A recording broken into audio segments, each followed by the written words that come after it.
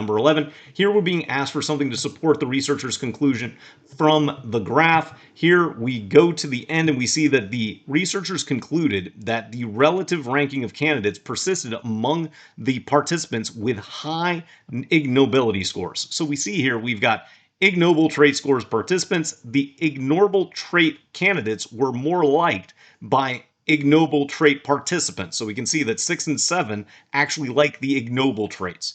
Again, if I'm rushing, I might not read all that much from the paragraph. So let's go to the answer choice and see if we can address it without the paragraph information in full. Choice A, there was strong positive correlation between participants' ignobility scores and admirable trait likability ratings, but there was no correlation between ignobility scores and ignorable rate candidates or ignoble trait candidates likability ratings. Actually, that's a reversal. There's a direct correlation.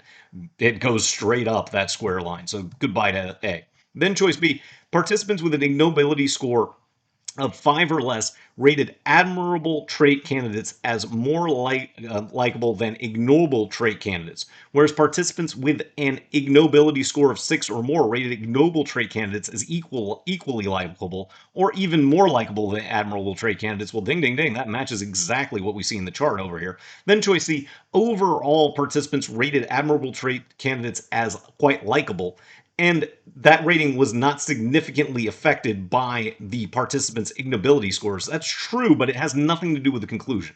Then choice D, unlike participants with an ignobility score of 6, participants with an ignobility score either greater or less than 6 gave admirable trait candidates, and no, well, they didn't give admirable trait candidates different likability ratings. So we can eliminate D.